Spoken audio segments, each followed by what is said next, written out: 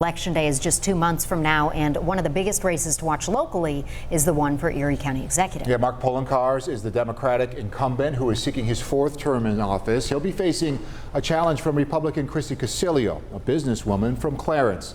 The migrant crisis is a major topic in this year's campaign cycle, but Poloncarz is dealing with some other issues as well. Poloncarz is also dealing with questions surrounding a Buffalo police report concerning a domestic dispute, along with grant money and his possible ties to the woman who runs the organization that received it. Now, despite all of that, Poloncarz has money to spend on his campaign, but Casilio is making up some ground. Tonight, our new political analyst, Bob McCarthy, taking a closer look at some recent fundraising that could impact the outcome of the race.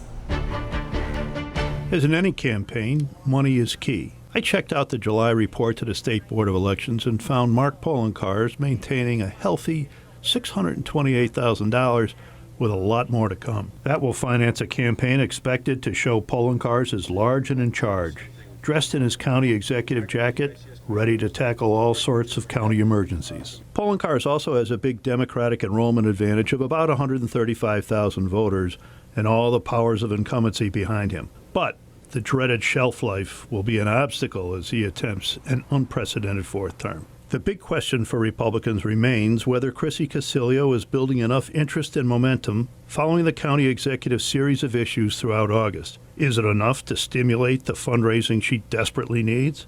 Latest reports show her war chest at $111,000, though sources say she's closing in on $300,000, which is decent, but nowhere near the approximate $1 million most observers think is necessary in a big county like Erie. Still, GOP sources tell me Casilio raised about $50,000 at an August 31st fundraiser, which is by no means record-setting, but also not too bad. She'll need that to emphasize her views on those problems now dogging her opponent. The asylum seekers housed in local hotels, as well as the police report filed against Poloncarz by a former girlfriend, and $60,000 in grant money awarded to a local organization headed by another ex. It also remains to be seen whether she'll move beyond those issues, whether she'll start talking about problems facing Erie County and the solutions she proposes, which so far she's avoided. All this, for both sides, revolves around telling their story through the money they raise, with every indication pointing continued success for Poloncarz, as well as at least some new donor enthusiasm for Casilio stemming from the county executive's really bad August. And it's great to have Bob McCarthy in studio with us tonight. Good to see you. Yes. Good to be with you. Very interesting stuff there, Bob. What's next here, you think? Well, I think the next thing to look for, Jeff, is on October 6th when the next campaign finance reports are filed with the State Board of Elections.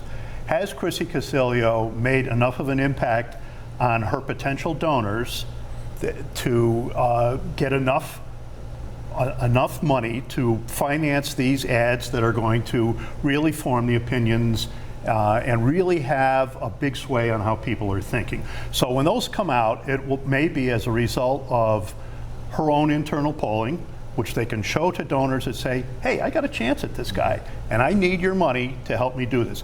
Money, I'm sorry, it's a very important part of it. I mean, we all say that it's a bad part of politics, but it fuels these campaign ads and the whole course of a campaign. It's all business, as we know, right? Yes, it's all business. So is this a race? We don't know.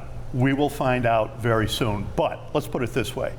Christy Casilio is in a much better position today than she was a month ago after all the problems that the county executive had during the month of August. So now, is she have enough momentum, enough of a real oomph to this campaign to say to her donors, yeah, I think I got a shot at this, and that's what we're going to be watching. I think. Yes, we are. And we're happy to have you watching it closely for us, Bob. Thank you. Thrilled to do that. All right. Yes, we know you will. Thank you very much.